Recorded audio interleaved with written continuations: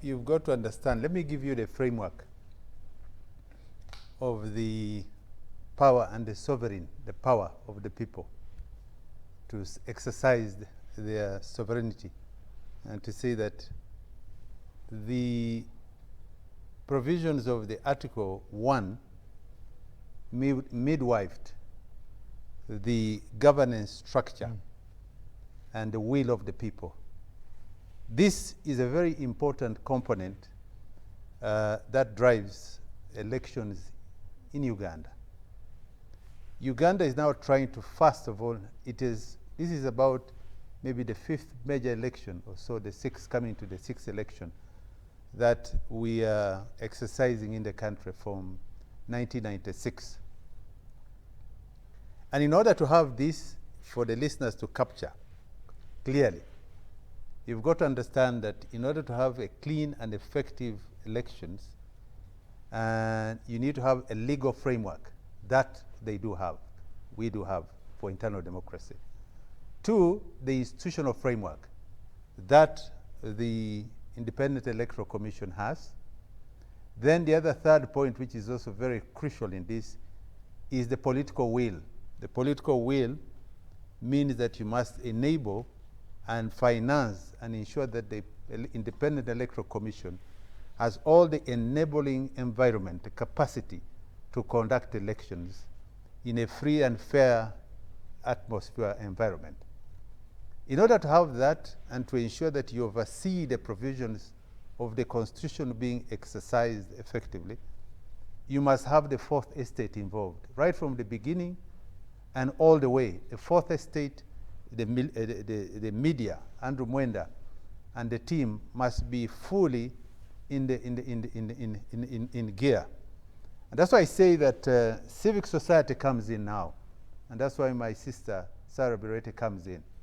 Civil society is very crucial. And in performing with the civil society, you now bring in a very important provision, which is ensuring that you have electoral observers. They could be local, regional, and international. This is the whole hallmark of elections that are carried out in East Africa and also Uganda. But let me say that in all this, you've got to make sure that there's civic education. That's what Sarah Birete was trying to labor on. Civic education. Because if you don't have civic education, you've had a provision where, for example, if you looked at the provisions that the Chairman Justice has been able to elucidate on, you'll note that 2026, from the last elections we conducted, 2021, they had an electoral register of 18 million voters. 18 million voters now, when you look at the current register and those that have come in, you have approximately 22 million voters that have come in, 22 million. Meaning that there has been a metamorphosis, an evolution of another 4 million voters. Why? Uganda is one of the youngest nations in the world. And you know that approximately 30% of the population of Uganda is below the age of, about 80% of the population of Uganda is below the age of 30 years. So you have a young population. And that's why you find that most of the time the chairman of the Electoral Commission, Security, has a problem managing the violence, which is characterized by most third world elections, most of Uganda. A young population, not fully educated, no civic education carried out effectively, and no direction. This is the challenge the chairman of the Electoral Commission was talking about. Now, in all this, security comes in. So you have 37 new polling stations which have come in from 34.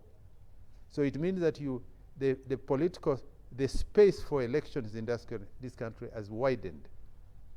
When you reflect this with the National Resistance Movement register, that's why I wanted you to capture and look at this and listen to this very carefully. The NRM electoral register is close to about 20 million. A number of these are young children, young people. we have in our internal democratic process, we have now introduced biometric. I wrote an article in New Vision 3 days ago. If you read it, you'll understand that this provision that we have introduced by the guidance of His Excellency the President, and we have invested substantial amount in ensuring that we have a clean register, because elections start from, first of all, internal democratic stimuli, the way we conduct our internal elections, which then midwife the candidates, what you call the flag bearers, from the president all the way to fill all these electoral positions that you have.